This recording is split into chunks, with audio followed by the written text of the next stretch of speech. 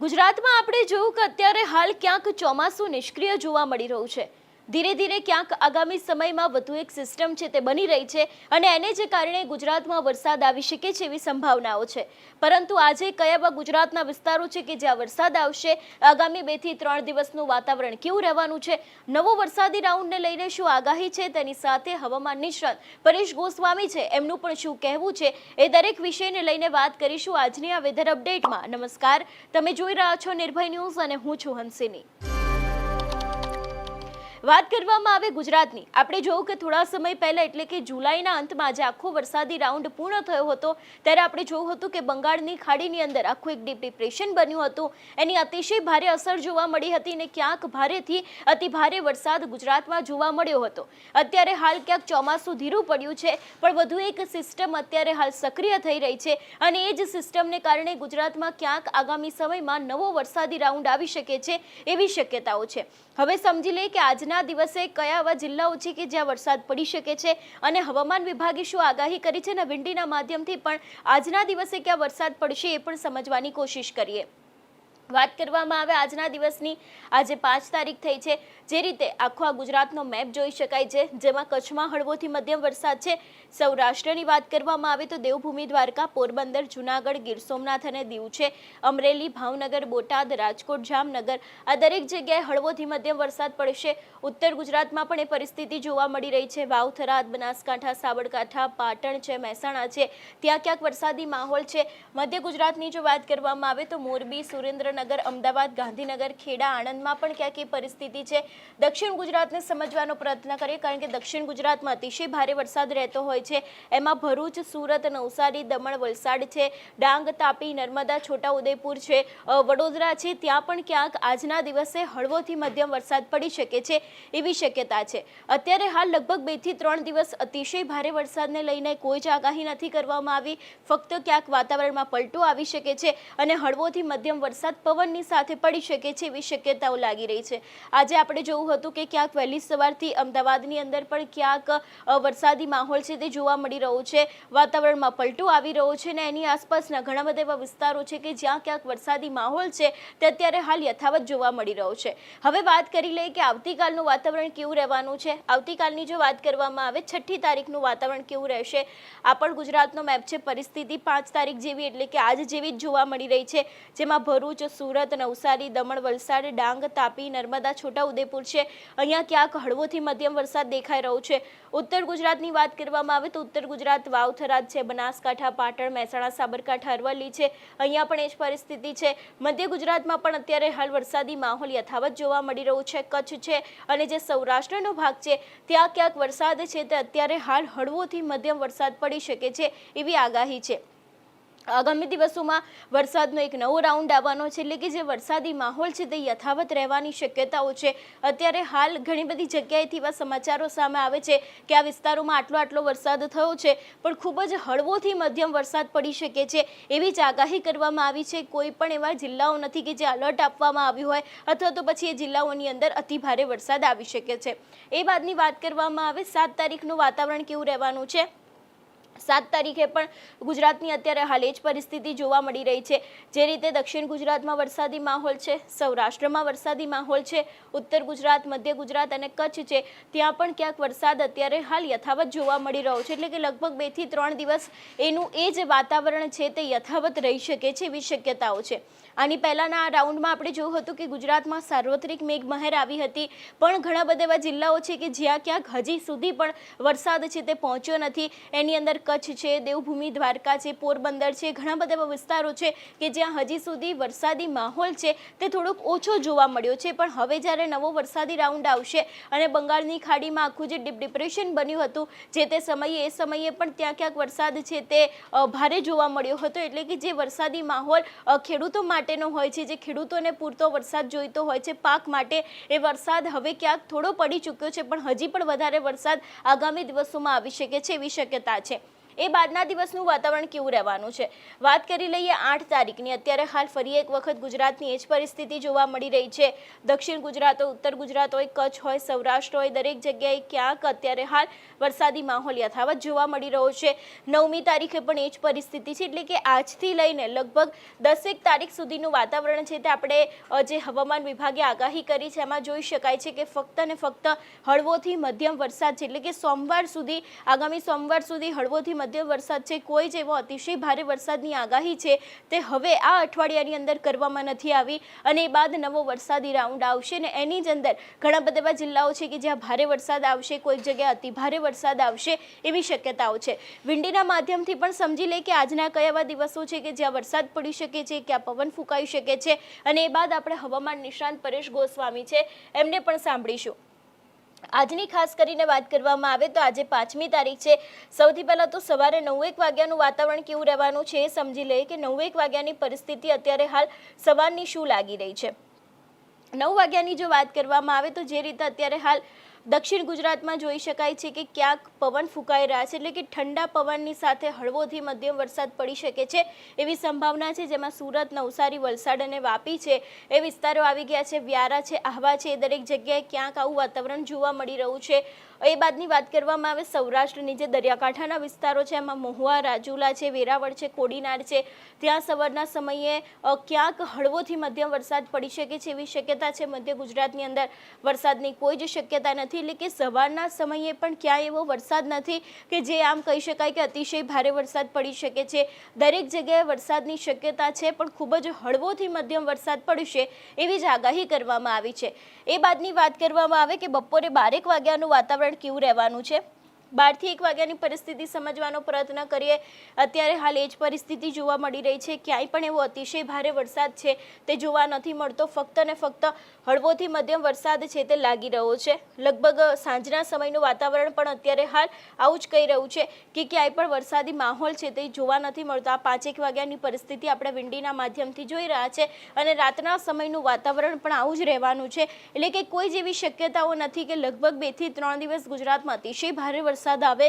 હવે જે નવો વરસાદી રાઉન્ડ આવવાનો છે, અત્યારે હાલ વરસાદની શું પરિસ્થિતિ છે એને લઈને હવામાન નિષ્ણાંત પરેશ ગોસ્વામી છે એમને શું આગાહી કરી તે સાંભળીએ. હાલનો વરસાદ અને આવનારા દિવસના વરસાદ સાથે આયોડી અને અલનીનો આ બંને વિશેની ખૂબ અગત્યની માહિતી આપવાની છે. સૌ પ્રથમ તો હું આપને એ જણાવી દઉં કે આમ તો વાર્ષિક કાર્યક્રમની અંદર પણ આપણે એક ઉલ્લેખ ચોક્કસથી કર્યો હતો કે 15 ઓગસ્ટ પછીનું ચોમાસું છે એ જામવાનું છે અને કદાચ બની શકે કે 1 થી 15 ઓગસ્ટનું જે સેશન હોય એમાં ઠીક આપણે વરસાદ જોવા મળે પણ વરસાદનો ગેપ પણ જોવા મળશે. એવી જ રીતે આપણે જોઈ રહ્યા છીએ કે ઓગસ્ટના જે શરૂઆતના 3-4 દિવસ છે ગુજરાતની અંદર વરસાદી માહોલ રહ્યો. એ પછી અત્યારે આપણે ધીમે ધીમે છેલ્લા 24 કલાકની અંદર રાજ્યમાંથી વરસાદ ગાયબ થયો છે અને હમણાં કોઈ સારા વરસાદની સંભાવનાઓ નથી. આપણે જેની અંદર જોવા જઈએ તો અત્યારે અરબ સાગર અને બંગાળની ખાડીની કોઈ સિસ્ટમ છે એ સક્રિય નથી અથવા તો ગુજરાત તરફ આવતી નથી. બીજા નંબરમાં જે ચોમાસું ધરી હોય છે એ પણ હવે ઉત્તર ભારત તરફ ખસી ગઈ છે.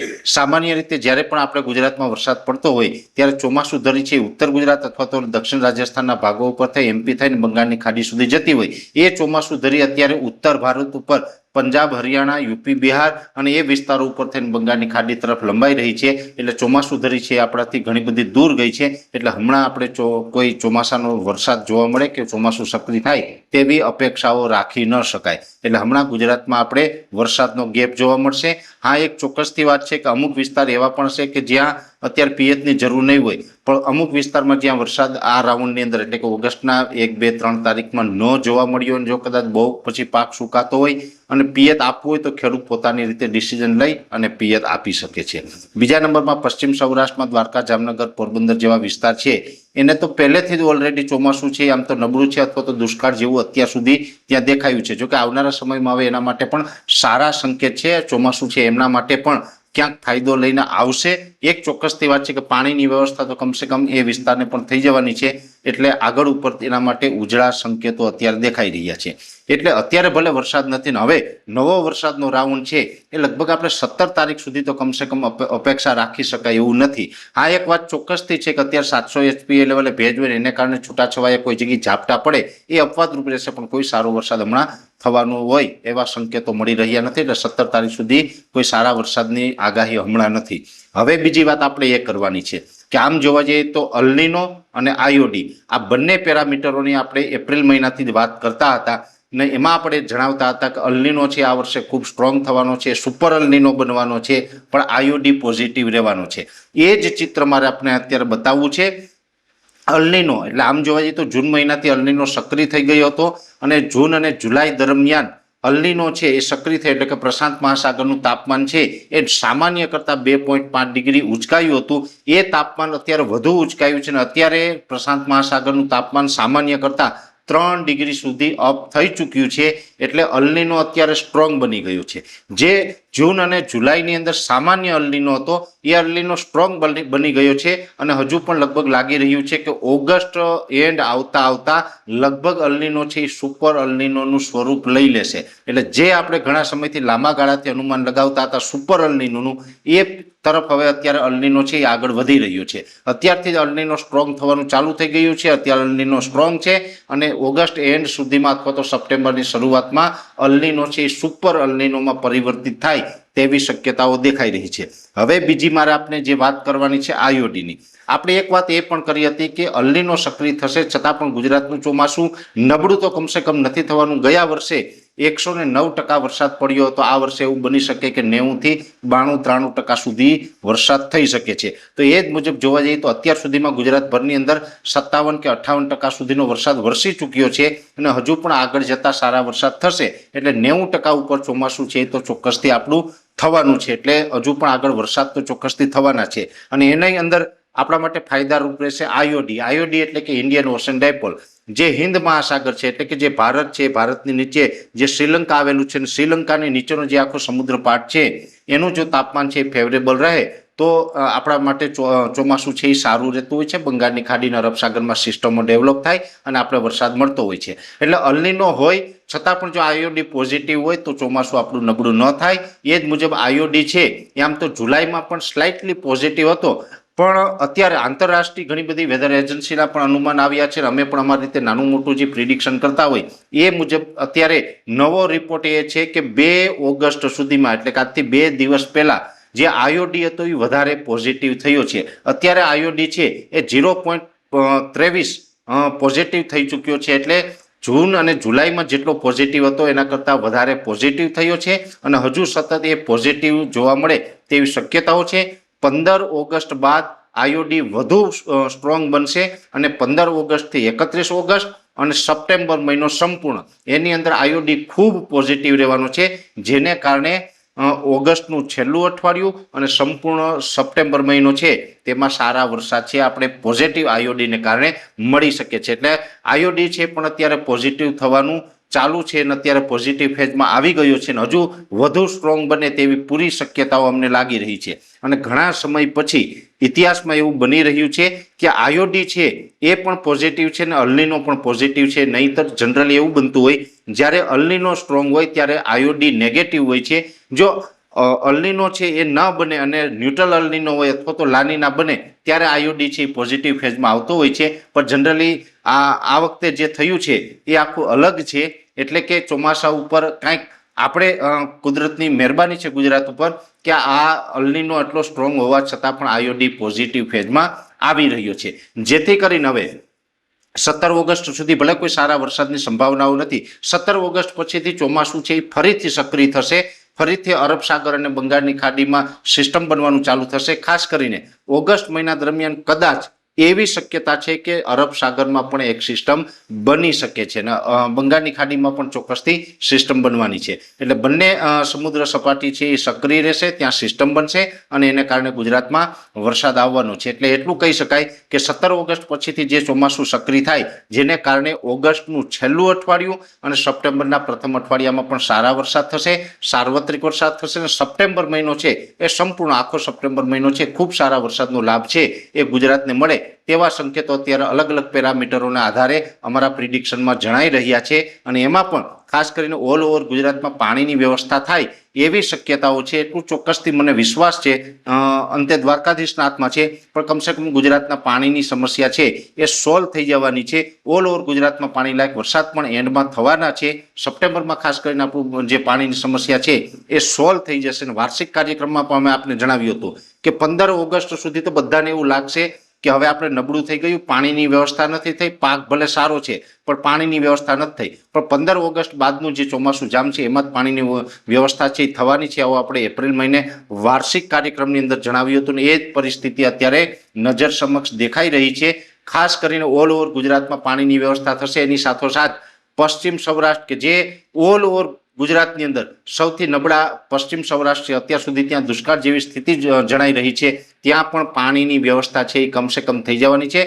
ખેડૂત ભાઈઓ છે એ શિયાળુ પાક અને ઉનાળુ પાક વાવી શકે આવા પાણી કમસે કમ થાય એવી શક્યતાઓ અત્યારે અમને પૂરી દેખાઈ રહી છે. એટલે અલ્નીનો અને આયોડી આ બંને વિશે પણ જે આપણે સમાચાર પ્રાપ્ત થયા છે એમાં ખાસ કરીને અલ્નીનો ભલે સ્ટ્રોંગ થયો પણ સારા સમાચાર ગુજરાત માટે એ છે કે આયોડી હવે પોઝિટિવ થયો છે અને વધુ સ્ટ્રોંગ થવાનો છે, જેથી કરીને આપણે એક સારા સંકેત મળી રહ્યા છે. અને આ તમામ વાત હતી આપની સમક્ષ એ માહિતી આપવાનો પ્રયત્ન કર્યો છે. હવે એક તરફ આપણે એમને પણ સાંભળ્યા, જોવાનું એ પણ રહેશે કે નવો વરસાદી રાઉન્ડ છે તે ક્યારે આવે છે અને ગુજરાતમાં ફરી એક વખત સાર્વત્રિક મેઘમહેર ક્યારે થાય છે.